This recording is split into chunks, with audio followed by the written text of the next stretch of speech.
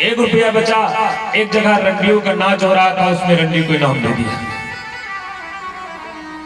लौट कर शाम को आया, राजा ने पूछा लाए? हाँ महाराज।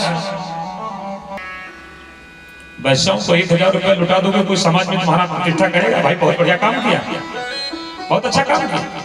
तो वो ना अब का है न तब का है। लेकिन आज समाज में ये कुरीत फैली हुई है, कितना लोग पैसा पर कितना धन लुटा रहे हैं।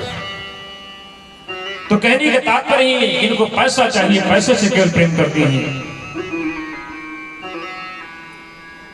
कभी कभी तो हमें बड़ा दुख होता है समाज में सब देख करके।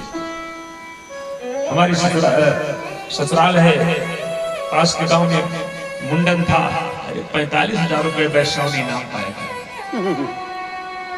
वारे समाज क्या रुपया चल रहा था, इतना समाज लग चुका है। हम समाज को सुधार भी नहीं सकते। एक हमारे मित्र थे पंडित जी, कथा कहते हैं, भाई सबको कहना भी नहीं ठीक। वो एक दिन देखा बढ़िया बाजार में ठेला पर चाट खाए, की बात कर रहे हैं। तो हमने कहा पंडित जी ये चाट हम लोगों को तो अच्छा नहीं लगता है बाजार में ठेला बैठ के खाए। तुमका कहा जी की जेब में पैसा हो बाहर खाए, क्योंकि पैसे में से खाई का। तो यही बात है, हम कहा जाओ भाई, हर चीज की एक मर्यादा होती है, हर चीज की एक मर्यादा होती है, एक जगह होती है। तो कह जिसे चल रहा था बंधु, धुंधकारी उन वैश्याओं में फंस गया, घर का सारा धन ले लेकर के जाकर वैश्याओं को दे आता था। एक दिन पंडित आत्मदेव ने बहुत समझाया, लेकिन नहीं माना। जो भी घर में धन हो ले जाकर वैश्याओं को दे आया। उसकी इस आदत से पंडित आत्मदेव बहुत परेशान थे। एक दिन पंडित आत्मदेव गोकर्ण को बुलाते हैं, कहा बेटा गोकर्ण, अब उस सन्यासी की बात याद आ रही है। आत्मदेव को सन्यासी ने कहा था कि पंडित जी बेटा सुख नहीं देता है, बेटा दुख देता है। आज सन्यासी की बात याद आ रही है, कहा था सन्यासी। गोकर्ण को बुलाया, कहा बेटा गोकर्ण मेरा मार्गदर्शन करो। कहा बेटा गोकर्ण की गतिविधियों से मैं बहुत दुखी हूं, गोकर्ण की गतिविधियों से मुझे बहुत दुख हो रहा है, लेकिन पुत्र मोह में मैं उसे घर को छोड़ नहीं पा रहा। आखिर मैं करूं क्या? गोकर्ण जी ने कहा पिताजी मोह ही तो दुख का कारण है। दुख का कारण दो ही चीज बनती हैं, मोह और आशा। आशा ही दुख का कारण बनती है, मोह ही दुख का कारण बनती है। और ये आत्मा ऐसी, जीव ऐसा है कि आशा लगा ही लेता है। 10 बीघा पिपरमिंट लगाया गया, 10 बीघा है, अगर बीघा में 10 लीटर निकला, अब लगी है केवल, कटी नहीं है, लगाया है केवल। बीघा में अगर 10 लीटर मानो तो 10 बीघा 1 कुंटल तो तेल निकल गया। और 1 कुंटल तेल निकल आई, अगर हजारों रुपए में 1 लाख रुपए तो हो गया। अब 1 लाख रुपए हो गया तेल, अभी कटी नहीं। और उधर हुआ क्या, खूब मेहनत करके लागत लगा करके पिपरमिंट तैयार किया, और खेत में काटी पड़ी है कि कल टंकी चढ़ाएंगे, और भगवान ने बरस दिया है 15,000 पर, सारी पिपरमिंट तो खराब हो गई। अब हम बैठे रो रहे हैं, इतना नुकसान हो गया, इतना नुकसान हो गया। तो हम आशा किए थे उसकी, इसलिए हमें दुख हो रहा है। अगर आशा न करें तो हमें दुख, लेकिन ये जीव ऐसा है कि कहीं ना कहीं से आशा जोड़ ही देता है।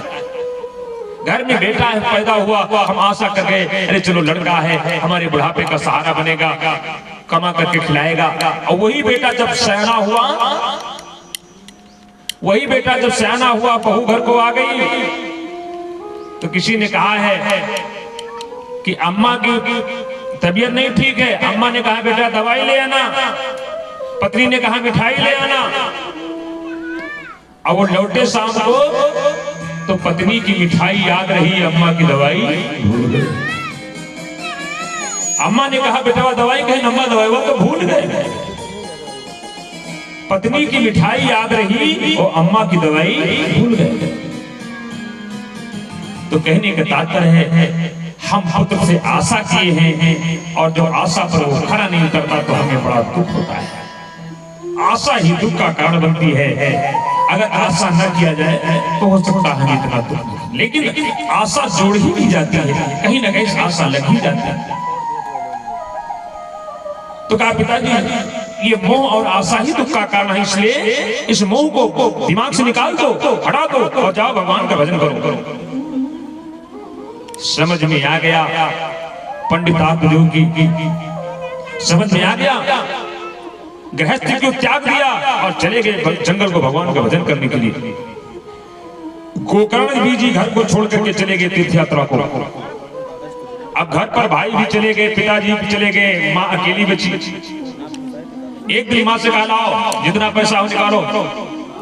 कहा बेटा मेरे पास कुछ नहीं, कहा जो जेवर पहने उसको निकालो। अब जेवर नहीं दे रही थी, धुंधकारी ने उठा करके माँ को जमीन पर पटक दिया, सीने पर बैठ गया और जो कुछ गहने थे सब निकाल लिया। निकाल कर गया वैश्याओं को दे आया। इस दुख में धुंधली बहुत दुखी हुई और अंधी हो गई। एक दिन अंधेपन में वो जा रहे थे, कुएं में गिर करके मर गई। पिताजी चले गए वन को, भाई तीर्थ यात्रा पर, मां मर गई। अब घर खाली हो गया। अब जिन वैश्याओं के यहाँ जाता था वैश्याओं को अपने घर बुला लाया। अब घर पर बढ़िया गुजरा हो, घर पर वैश्याओं का नाच हो, लेकिन वैश्याओं को पैसा चाहिए, घर पर कुछ बचा नहीं। वैश्याओं ने कहा हम जा रहे हैं। क्यों? कहा कुछ माल पानी बचा नहीं तुम्हारे पास? तो कहा रुको हम व्यवस्था करेंगे। और वो वैश्याओं को देने के लिए चोरी करने लगा, राहजनी करने लगा। शाम होते निकल जाए और रात को गट्ठर लेकर के आए, वैश्याओं को दे दे। एक दिन वैश्याओं ने सोचा कि ये किसी न किसी दिन पकड़ा जाएगा, हम लोग भी फंस जाएंगे, चलो भाग चला जाए। तो कहा इससे भाग भी नहीं जा सकते, तो कहा चलो इसको किसी तरह से मार डाला जाए। और वैश्याओं ने एक योजना बनाई। वो शराब बहुत पीता था, उसके शराब में जहर मिला दिया, जैसे शाम को आएगा जहर वाली शराब पिला देंगे। आग जला करके लोहे की सलाखी लगा दिया। शाम को धुंधकारी आया, वैश्याओं ने बड़े प्रेम से कहा आज अपने हाथ से अपने प्रियतम को शराब पिलाऊंगी, और शराब में जहर मिलाकर पिला दिया। धुंधकारी मूर्छित हो गया, बेहोश हो गया। वैश्याओं ने लोहे की सलाखी आंख में घुसेड़ करके उसको मार डाला। मार करके आंगन में ही गड्ढा खोद करके उसको गाड़ दिया, और जो भी घर में धन था सब लेकर के ताला बंद करके चली गई। गोकर्ण जी कुछ दिन के बाद तीर्थ यात्रा से वापस घर को आए, देखा घर पर ताला लगा है। गोकर्ण जी ने गांव वालों से पूछा भैया हमारा भैया धुंधकारी। लोगों ने, पड़ोसियों ने कहा भैया आज 1 महीना हो गया कोई घर पर रहता नहीं, ताला बंद। गोकर्ण जी ने किसी तरह से ताले को खोला, घर पर साफ सफाई किया, भोजन आज बनाया। भोजन आज करके जब रात में विश्राम करने लगे तो बड़ी डरावनी आवाजें आ रही थी। गोकर्ण जी पर बैठ के कहा कौन है तू, सामने आ। तो उस आवाज ने कहा भैया मैं तुम्हारा भाई धुंधकारी हूं। और उसने सारी बात बताई कि ऐसे ऐसी मेरी वैश्याओं ने मुझे मार डाला है, भैया मुझे प्रेत योनि में प्राप्ति में बड़ा पापी हूं, मेरा उद्धार करो। कहा सामने आ। कहा मैं सामने नहीं आ सकता हूं, क्योंकि आपने गायत्री मंत्र का जाप किया है।